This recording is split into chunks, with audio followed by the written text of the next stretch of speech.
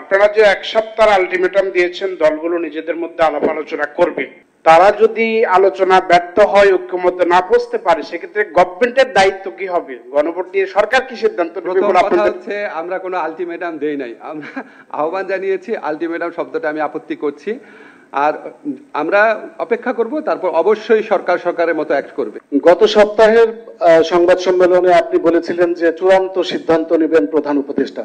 সরকার কি তাহলে রাজনৈতিক দলগুলোর কাছে কিছুটা নতি স্বীকার করে সিদ্ধান্ত থেকে সরে এসেছে, বা কেন এই অবস্থান? আমরা তো তাহলে চূড়ান্ত সিদ্ধান্ত নিবে আমি বলেছিলাম প্রধান উপদেষ্টার নেতৃত্বে উপদেষ্টা পরিষদ, প্রধান উপদেষ্টা নেতৃত্বে উপদেষ্টা পরিষদ।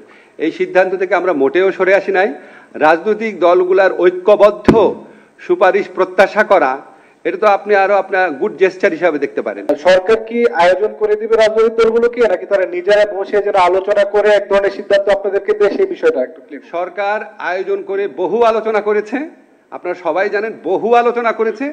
সরকার আর কোনো আয়োজন করতে যাচ্ছে না।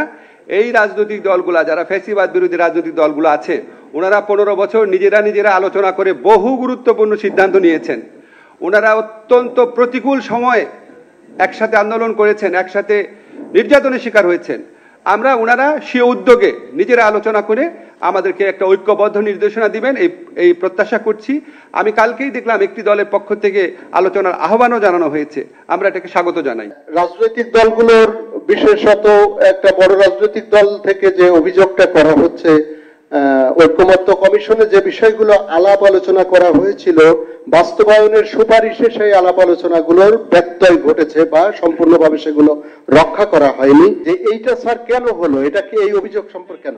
এই প্রসঙ্গে আমাদের এখন কোনো মন্তব্য নাই। আমরা রাজনৈতিক দলগুলো নিজেরা আলাপ আলোচনা করে এই বিষয়টাও আমাদেরকে একটা ঐক্যবদ্ধ নির্দেশনা দিবেন, এই প্রত্যাশা করছি।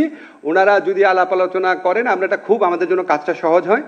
ওনারা যদি ঐক্যবদ্ধ নির্দেশনা না দিতে পারেন, অবশ্যই সরকারের মতো সিদ্ধান্ত নেবে। আদেশ যেটা, সেটা আসলে কবে জারি হতে পারে বা কি সিদ্ধান্ত কি এই বিষয়ে? তো এখানে তো আমরা রাজনৈতিক দলগুলো ফ্যাসিবাদ বিরোধী আন্দোলনে ওনারা 15 বছর একসাথে আন্দোলন করেছে।